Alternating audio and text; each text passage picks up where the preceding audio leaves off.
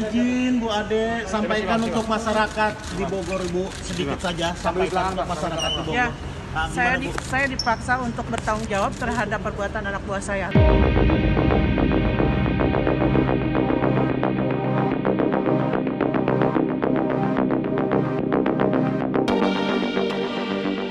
Sahabat Kompas.com, sejumlah kasus korupsi yang diungkap Komisi Pemberantasan Korupsi atau KPK dilakukan oleh sejumlah pelaku yang mempunyai hubungan keluarga.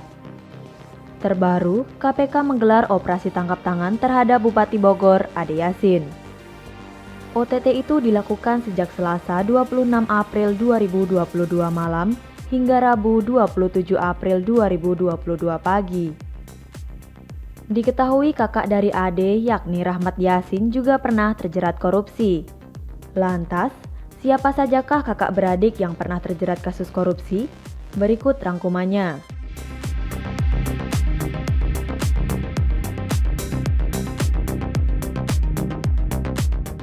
Sebelum Ade Yasin, sang kakak Rahmat Yasin telah ditangkap KPK pada 2014. Kala itu, Rahmat ditangkap terkait kasus suap sebesar 4,5 miliar dalam tukar-menukar kawasan hutan PT Bukit Jonggol Asri pada 7 Mei 2014. Selain itu, ia juga dijerat dengan perkara gratifikasi untuk kepentingan pemilihan Bupati dan Wakil Bupati Bogor pada 2013.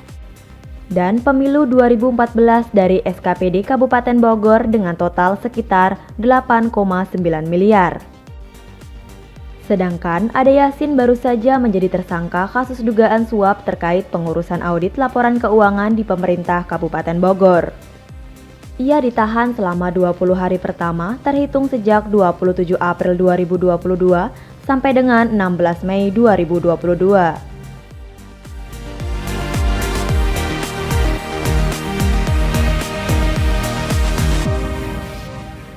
Jauh sebelum kasus Ade Yasin, praktik korupsi mantan Gubernur Banten Ratu Atut Khosyah dan adiknya Tubagus Khairiwardana Khasan alias Wawan juga sempat menjadi sorotan. Atut dan Wawan terbukti menyuap mantan Ketua Mahkamah Konstitusi Akil Mokhtar terkait penanganan sengketa Pilkada Lebak, Banten.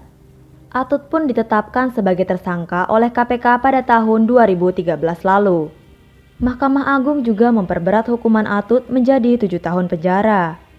Selain itu, Wawan terbukti melakukan korupsi dalam pengadaan alat kesehatan kedokteran umum Puskesmas pada pemerintah Kota Tangerang Selatan tahun anggaran 2012.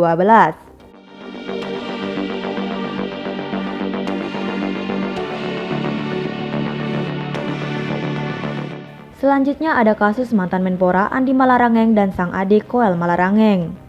Mereka terbukti bersalah dalam kasus proyek Pusat Pendidikan dan Pelatihan serta Sekolah Olahraga Nasional Hambalang. Dalam persidangan, keduanya terbukti ikut mengarahkan proses pengadaan di proyek itu. Hakim menjatuhkan 4 tahun penjara dan denda 200 juta terhadap Andi pada 2014.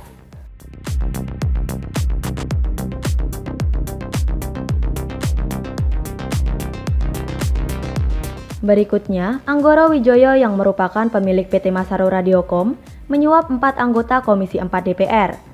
Hal itu ia lakukan untuk memenangkan proyek sistem komunikasi radio terpadu pada 2006 hingga 2007 di Departemen Kehutanan. Dalam proses penyidikan, adik Anggoro, Anggodo Wijoyo, melaporkan 2 pimpinan KPK kepada Polri dengan tuduhan memeras. Laporan itu bertujuan menghambat penyidikan kasus suap sang kakak. Anggodo akhirnya ditetapkan sebagai tersangka oleh KPK karena merintangi penyidikan terhadap Anggoro.